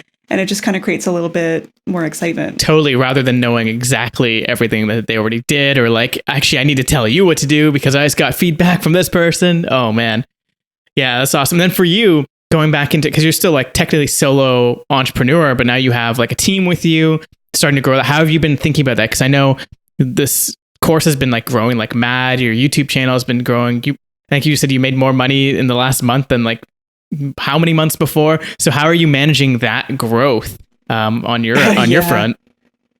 Yeah, it's been definitely a lot of growing pains. I'm glad that I had my assistant on board around the time where I was like launching the course, and I knew there was like lots of moving pieces, and I was having to manually invite guests in. So there was just a lot of logistical administrative stuff to do. And I was like, okay, if I'm managing multiple clients over here and people's online courses, and like I had a lot of different responsibilities. So I knew I was going to have to reduce my client work and I was going to have to bring in some more help. So I continued to keep like upping my assistant's retainer, and she just kept taking on more and more responsibility. And it was just freeing me up to be able to record YouTube videos and focus on the content. And I was like, well, this is incredible. All this stuff that was such a mental burden that I didn't realize was such a mental burden. That like shallow work that you're like, it just needs to get done, but it like totally interrupts your flow. So having someone else who was like, that work is so fun for me. I'm like, this is magic, right? When you find someone who actually loves the detail work and can do that stuff. So I was like, well, this is great. Like this is allowing me to actually improve the marketing, right? To spend time making the course better. That's amazing. So of course, she was a big part, I think, of the course growing and being able to provide that additional level of support. So yeah, this is going to be my first month of hiring her on full time, which is pretty big and exciting. So it feels like a huge business milestone, CEO pull up my big girl pants kind of thing. Yeah, no, that is a huge milestone. Yeah. So congrats, because it definitely signifies a stepping stone. And how did you find her? How did you get in contact with her and start working with her? Two of my local friends on the coast here actually had worked with her as an administrative assistant, and it didn't take me long of bringing her on. Obviously, they had amazing things to say about her. I would say initially it took me a couple months before I could even give her enough to do. I just didn't really know how to delegate. That was definitely, I had told myself for years, I'm like, I'm like a terrible delegator, and I don't know how to I had resisted growing a team. Like it just was not a thing I thought I could ever do. I was very I'm like Paul Jarvis, like company of one, like it's, I'm like the lone wolf and I got this. And it's fine for a while, but I think you do hit a bit of a cap where you're like, at some point I am the bottleneck here. I'm going to have to bring on some help.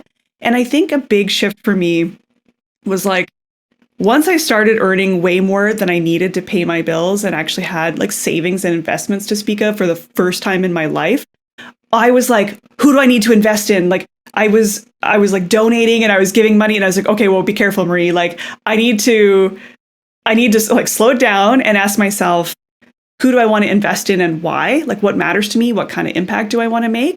And so actually, building in like a donation strategy for the business as well. And like, how can I give back time or even like work with social enterprises and make the impact that I want? So for me, money became this tool. I was like, oh, what cool impact could I have with this money? And who do I want on my team to do that? So being able to like pay a designer, right, to do the sales page redesign and to actually make a brand for it, bring Georgia in full time. I was like, if I want more women to earn more money and get comfortable earning more money, here's a chance to actually help women do that. And how can I help normalize conversations around money? So it's just started. It was interesting to watch my own shifts and what does it mean when you earn more and where do I want it to go and how do I want it to serve me in my life and business and what's possible and like, why not me? Absolutely. And I mean, just judging by the way that you just explained all that, you deserve it so much because most people be like, oh, I'm going to go like first class flight and go to like Hawaii or whatever. I'm going to go like buy some rental homes. You're like, no, how can I invest in another woman? Yeah. Like yeah. Clearly, I think you can write that down in your, what is the journal?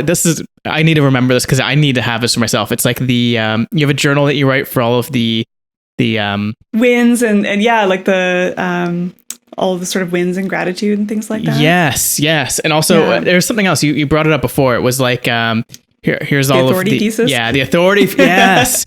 There you go. You can add it to there. It's like you just definitely deserve it. And it's really awesome to see you grow, just from the sidelines here. But I'm definitely going to get into this course. For me, I was like, again, I had the hero mentality. I'm like, oh, I'll just learn Notion. Like they have like their own help docs and I'll just like watch random YouTube videos. Always go to your YouTube videos anyway. So thank you. Yeah, I think it's interesting because I don't think I would have paid for a course on Notion because I'm the kind of person that is like, I'm going to poke around and click on everything and like discover it. Like I was really excited and stoked to do that. But I think not everyone gets as excited about that piece.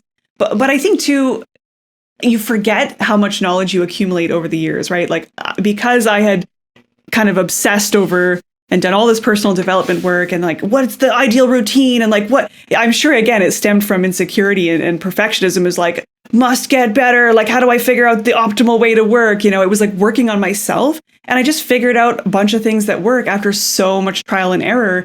And so I think I forget sometimes like bringing that into the course, like, oh, right. Not everybody has read those 24 books and gotten that nerdy about that. So you kind of have to remember like, oh, I've distilled what I think works and baked that into the course. And so, it's obviously not just a course about Notion, but exactly. I think every creator brings their own unique worldview and perspective to their materials, right? Like who are the mentors I've worked with? And like something that is kind of interesting is I invest a lot in other women in terms of coaches. Like I hired a systems coach, Natasha Vorompiova. She was another coach that I hired after Tanya. It was like, where are my gaps? Who is a powerhouse woman who's doing that I can give money to coach with and to learn from? Amazing. Now I'm working with Randy Buckley on boundaries. She has a course, Healthy Boundaries for Kind People. I'm like, that sounds amazing. That sounds like just what I need. So even though I'm in tech in a way, right, I'm in a somewhat fairly male-dominated space, a lot of my influencers are incredible women. So I bring some of those nuggets and perspectives and just things that I've learned. And so I'm going to come at it with a slightly different perspective. And so I would say 70 to 80% of my audience, at least 80% of my YouTube audience is men. It used to be 99% women when I was speaking more to design, right? So now that I'm like, that's an interesting shift too, that like the gender has totally changed. And I have to be mindful of that too, even in my marketing. I try to keep my marketing very neutral as much as possible. I do not like the idea of saying, I help female entrepreneurs. people. And there's lots of women that do that. That's totally Human cool. beings. That's great. Yeah. I love working with human beings. I want to see a range of people. I love the idea that men and women traditionally do approach things a little bit differently. And not all women, not all men. Of course, there's such a beautiful range. But being in like really male dominated tech heavy spaces and conferences and like going to MicroConf and being in the SaaS world, a lot of male perspectives in there. And then the coaching world has been almost all women. I'm like, this is so fascinating how these two groups approach things very differently. So how I show up in my course, it might be a little different than what some of the men are used to if they're used to a much more potentially tactical approach. Like, here's how you do X. And I might have a bit of a softer facilitation style and a bit more like exploratory or what have you. So that's been really interesting to just kind of notice different teaching styles in different courses. And, I did call Ali out on this on Twitter. Is one thing I found frustrating was, here's a list of 20 resources, but they're all men, right? So I've looked at sales pages for a course I was going to sign up for, and every single there was like 50 testimonials and it was all male faces. I was like, maybe this course isn't for me. Like, they just cut off their audience, their potential absolutely. customer. And I think that's such an unfortunate thing that I think a lot of men don't even notice it. Like, they don't actually even realize that they're doing it, but they may not be exposed to different ideas. And so I'm just a big fan of like investing in other people, investing in other voices that are not the loudest common voices. Right. Or just the one that reflects your own. That's really interesting, because I make a very conscious effort to bring more women onto the podcast, because I remember at the very beginning, it was like pretty 50-50. And even my analytics, it was like, 50-50. I saw it going like literally 80% men, 20% women. I'm like, oh shit, literally 80-20. I'm like, okay, that's staring you right in the face. Then I did like a whole section where I did like 5 just women in a row. So like if you go down to my last couple episodes, it's all women. So then when I started asking other men, I can tell who's going to be open-minded already. I had this one guy that we're booked to record an episode next week. And he's like, wow, I just see that you have so many women in your podcast. This is amazing. I'm like, well, the fact that you even acknowledge that is really cool, because I make a conscious effort to do that. Yes. It's interesting. Love that and appreciate that. It like, I find this, I'm very careful about how I talk about it online, and I don't, I don't even want men to feel like, oh, cool, so you only like helping women make money. I was like, no, I love helping all creators make money, but I do feel, I think, a special fondness and just in my own life experience where women have trouble asking for money, right? Like, negotiating is not kind of the default and stuff like that. So noticing those patterns, and like this goes to another bit of a side tangent, but friends of mine who are in relationships that are maybe not healthy and toxic, but they have kids and they're staying because they don't have the financial means to be able to leave, right? So it's like, I just feel this, I want more women to build up that financial literacy and that financial independence. So I'm like, how can I help change that? It's a lot easier to make that change if you yourself have some capital to work with, right? So whereas before I'm like, I'm happy living this like simple life and let's optimize for like a stress-free living. And I was like, you know what? I think I actually care more about impact than I do about having a chill life. And I think I'm okay with that. Like, that was an interesting shift for me, I think, with watching what was happening with Black Lives Matter. And I was like, how can I optimize for my own comfort? This is kind of bullshit. Like, right. Especially when you're standing by like, hey, I am comfortable, but then you see stuff around you, then you feel like helpless. You feel like kind of shitty. You're like, oh, I definitely could be doing more. Oh, 100%. And bringing up the Black Lives Matter, the people that you said, oh, so you only help women, are the same people that say all lives matter. Let's just put that out there. And you know what? Yep. Even if you were like, hey, I want to help women, whatever, that's your mission. Good, you can do that. There's going to be plenty of men who are going to set up hedge funds to help other men get rich. Okay. Exactly. Like, you got to do what you can do. And there's so many like little tidbits. I read so many little articles, or maybe it was in a book. It was like, if you really want to help local communities, like I think this happened in Africa, you actually you make the woman become more entrepreneurial. There's this whole thing where they helped a woman in this village learn how to make and sell bracelets, and it totally transformed the entire village, not just the people. It was unreal. I love that. When you empower women, right? Like, everyone, I just think everyone benefits. Yeah. Right? Everybody. Totally. Yeah. So then in your course too, and like some of the stuff you're selling, you're pretty broad with it. As you said, you're like, I don't want to just focus, especially with the marketing speak. It's pretty much to everyone. And especially in the SaaS world, they say to do the opposite, like niche down, have one specific like target market, and you're kind of like doing not the opposite, but just like you're like, well, whoever it's for a lot of different people. I'm interested to hear your thought process, especially on the marketing front there, because I know you're not doing heavy ads yet. So when it comes to targeting, I don't know if you are targeting. I don't know. Interesting stuff. Yeah, I mean, this it's kind of funny too, because for me, making this Notion course was me niching for the first time, right? I was like, I've been a generalist forever, mostly kind of worked with designers, but I'd often have people on my list who were not designers. And I was like, okay, like who are these people that follow me and why do they follow me? And so doubling down on Notion felt like a risk for sure. I was like, do I want to niche this hard and get known for specific software? I was like, oh, I don't know. So I did not take that decision lightly, but I did decide, I'm like, F it, this is a chapter. Let's try it. Let's just try it and see what happens. And worst case scenario, I have so many other skills and I've been doing all this other stuff in online courses that I would just shift gears and do something different, right? I have other products. So in some ways it felt like a big niche where I'm like, oh gosh, like this is all the people that have followed me in the past or my friends are going to be like, what? You were working with Doki and now you're working with like, what is this? So it felt a bit murky and confusing at the time. I'm like, who am I? What am I? What does it all mean? And so, yeah, doubling down on Notion, I thought that was pretty niche. But as you said, like, well, Notion attracts so many different types of people. And so I think in a way, my niche is probably a little bit more of the small, like entrepreneur, small teams. And I do kind of speak to that, like people who want to run their life and business in one place, like people who are seeking that integration, that work-life balance in a way. So in some ways, it's almost a niche in terms of values and lifestyle a little bit, even if it's not overt in the marketing. So, yeah, I mean, I guess it is a bit of a marketing challenge because you're like, well, how do I frame it? If I'd framed it like this, I might have missed out on those cool people who joined because of this over here.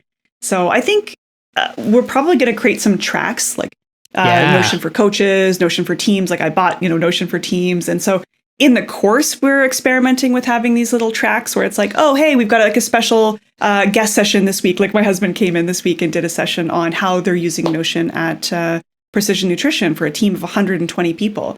So like, what are the challenges that come up when you're onboarding that many people, when you're getting people familiar with a new technology? So the more and more that we do these office hours and I see who is coming into Notion, I can start to say like, okay, we're noticing some trends here. These are the things that keep coming up. Maybe this actually needs to break up and be its own course. Or maybe we decide on the sales page as a whole that is actually more of the target market. And so I think being in that gray zone can be hard for people. Like you want to know the answer and have the sales page locked down and then you're good to go. But to me, it's a very iterative process where you're paying attention. Like who are those best customers? Who are the people that ask the best questions and kind of enrich the whole community? How do we keep tailoring the content of the course and the content of the sales page for those people specifically? So it is a challenge, especially with something as open-ended as Notion. But I'm hoping that by having these sort of tracks and identifying those unique use cases that we can kind of branch off. And that might be a chance for a Skillshare course, right? It's like, oh, let's do like here's an example. My most popular video was one I made in 2019 was creating a weekly agenda from scratch in Notion. And almost every month after month, that is still the most watched video, which is so cringy because, of course, it's like the first video that you ever make when you don't know anything about YouTube or equipment. I'm like, God damn it. And so that video, I'm like, you know what? There's so many people looking for that and searching for that and like wanting to transition from a bullet journal to an agenda. It's like, you know what? I really should make a Skillshare course that is, designing a whole weekly agenda routine with Notion. So ideas like that come up. Like you can't really plan that stuff. It just kind of has to happen over time. And you have to be comfortable listening for that data and watching those signals and reacting to it in real time. Totally. I think that's the way to go. And I think like Notion does a great job on their homepage, right? It's like Notion for students, for teams, and like kind of just rip a page from their book. And I'm sure if you're close enough with them, you can be like, hey, so what are the types of people signing up? You want to let me know? I'm sure you can collaborate that way, but who are the types of people? We can create our pages that way because it's a synergetic relationship you have with them, right? If you're getting more people interested through your course, they're going to be signing up for the software, maybe eventually upgrading to a pro plan, which I think everyone will once they finally have an API. Come on, Notion. Oh, yes. You know what I don't know.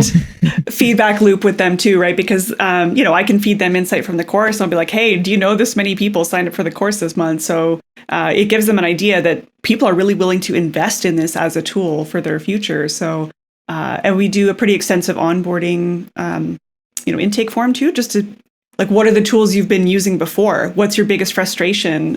What would make this course a success for you? What's your industry or role? So it's cool to kind of see who is most attracted. And so my assistant will actually go through and kind of do these monthly reports where it's like, hey, this month it was like 60% project managers, or we had people keep mentioning Google Docs, or like, for example, the number of people that say binge watched your YouTube videos and actually use the word binging. Right. So that's why I went back to my sales page. It was like, so you've binged all the YouTube videos. Like, it's really just using their own words again. Right. So, yeah. That is so great. And it's so funny you said that, because I was literally going to bring up the point that, it's going to be your older videos that people find on YouTube because it's such a good search engine. It's like finding an old blog post, but it's hard because you can't edit that video. Or maybe you can. Can you replace videos on YouTube? I can't remember. You can like make small edits or like cut stuff out, but I don't think you can full on replace the video, but I could be wrong. But hopefully they go to your channel and then they see, browse by newest uploads. Like, oh, it's a lot better. This is old, whatever. But it's good that you did that, right? At the time you did. And it goes back to what we're saying earlier. Just like, do it before you're ready. Write those blog posts, make those YouTube videos, because, it might come back, maybe not a month later, but maybe a year or two later, which is insane. It's like compound interest, right? From creating. And so the sooner, it's like, get into the market sooner, like as soon as you can. And so forget all the fancy stuff. Like, I had people making fun of my hair because my hair was like really messy in a video. And I was just like, I didn't know anyone was watching. I had like 50 YouTube subscribers at that point. Like, I was just making a helpful video. Screw off. Right. So now I'm like, damn, people are watching. I have to actually put a little bit more effort in. So yeah, but just start, you just got to start. Yeah. But it's good. At least you know that now. Now it's like you have like, I read this like quote. It was like, we don't rise to our highest standards. We actually fall to our lowest standards. So now like your lower standards just keep rising, Yep, exactly. That's just kind of how I view it. So I think like, even with this podcast, if you go back to the first one, it was like just on Zoom, wasn't using really good mics. I didn't even post the videos because I'm like, no, it's really bad quality. Then eventually, okay, there's like video involved. Now I'm using Riverside, so we have good quality. Thank God you have an awesome camera, so it looks really professional here while we both have great cameras. So it's, it's iterative and it just keeps going on. Absolutely. So it's interesting to see that growth. But and I think, like you said, that 1%, like it's a smaller percentage of people who are willing to push through that discomfort, right? But it gives you such an edge. If you can just learn to like sit with the discomfort of just shipping with wherever you're at, you're already going to be in the top, 10% of people for sure.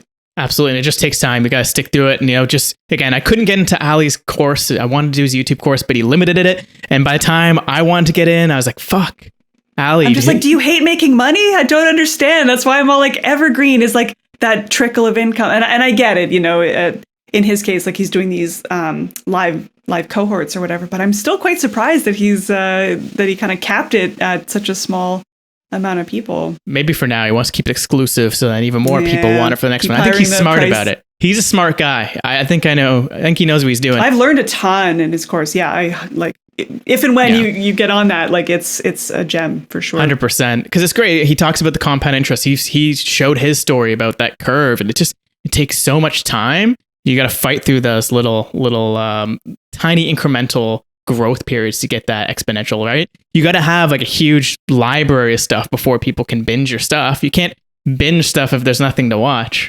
So it's funny when I see people shipping products and they're, or like you put their sales page out there and they're like, nobody's bought yet. And I was like, how do people know what you're up to? I see no blog posts and you haven't shipped anything in 2 years. You're not on YouTube. Like pick a channel. Like you got to pick some channel to be producing some content out there. And obviously, I lean toward the ones that have more of that long tail, YouTube obviously as a search engine is huge, having some written content. If you're already doing videos, can you, transcribe that? Like there's so many tools now to make that stuff a little bit easier, but there's kind of no excuse. You have to get your ideas out there and get people buying in on your ideas before they're buying in on your product, right? Totally. It's a content game, and doing this, I call it transmedia. Like you kind of just described it, you start with like a big piece of content. In my case, it's this podcast. These can be split up into 10-minute videos for YouTube. The audio version, I then will do probably 10 to 30 second video clips that will go to TikTok even. So some of the stuff might be on TikTok. So if you're scrolling TikTok and you see yourself, fascinating, yeah. Transmedia. So maybe TikTok will be great for you. Do another little growth channel, little TikTok. Here's a 30-second Notion tips on doing on TikTok. TikTok is massive. People are so underrating TikTok. It's awesome. It's amazing. Yeah, every time I've seen a video there, my friend's always sending me amazing plant TikToks, which I appreciate. Yeah, it's awesome, right? Well, Marie, I don't want to keep you too much longer. This was such a fantastic conversation. It went in so many different directions that I was hoping it would. I think it pretty much covered all the stuff that I wanted to. Yeah. I'm super excited to keep seeing your YouTube videos come up. And yeah, I just want to ask you a few more questions before we get going. I like to end this off on a high note with this podcast. So I'll ask you right now, what is something that you're super excited about coming in the near future? I'm working on a certification on schools, education facilitation certification. So to improve my facilitation skills. So I'm just really excited about continuing to do that. And yeah, figuring out my permaculture business framework that's emerging. So it's I'm in that uncomfortable, gray zone. I'm like, it's forming. I don't know what it all means and what it's going to look like, but it's something I'm just looking forward to being in process with and talking more about, and just, again, like throwing ideas out there and like seeing what sticks and seeing how it resonates with people. Oh, I love that. I think I smell a book coming, maybe. That's kind of what it's coming to. Yeah. Well, I mean, yeah. I mean, just judging by your love for plants, business systems, it just kind of makes sense that it will all come together that way. I think there'll be like a unifying theory of life and business that comes out. That's what that's it. I'm working on it. Yeah. That's what it is. Highly recommend reading, if you haven't heard of it, Optionality by Richard Meadows. Okay. Just by the way he wrote it, because it's his theory of everything. He just used optionality as his theory of everything. And then the way he broke it down, highly recommend it. I'm halfway through the book. It's incredible. I want him to answer me on Twitter so he can be on this goddamn podcast, but highly recommend his book. It's really well written. I'll definitely check it out. Great. Yeah, so this is awesome, Marie. Thank you so much. And before we get going, where can people find you online? Where can they find the course if they're interested? And yeah, where can they connect with you? Yeah, I'm Marie Poulin on almost all the channels. So Marie Poulin on Twitter. Twitter is kind of where I do my daily business musings and whatnot. Notionmastery.com if you're curious about the course. MariePoulin.com if you just want to see a little bit more about kind of my work and what I'm up to and blogging and whatnot. Instagram if you like more of the personal, behind the business, life side of things, garden side of things. But you can pretty much search Marie Poulin, and I think I own most of those channels. That's awesome. I had to put an underscore at the end of my name. I'm pretty pissed off about it, especially when they're not like in use. When your actual name is not in use. I gotta contact someone at Instagram give me that and Twitter. Handle. Yeah. Come on, guys. Well, this is awesome, cool. Marie. Thank you again. This was incredible, and I hope we get to do this again. See where things go in the next 6 months or a year. Yeah, awesome. Like hit me up in 6 months, and let's see where things are going. But yeah, thank you so much for having me. I really appreciate it. Yeah, no problem. And if you need a guest for office hours, see how people use podcasting, VR, crazy stuff. I've been using Notion for some really cool shit lately. So if you're looking for a guest, I'll be definitely hitting you up for that. Perfect. All right. Well, take care. I know you're a couple hours ahead of me. So have a good night. And for everyone listening, thanks for listening to the podcast. And we'll see you next time.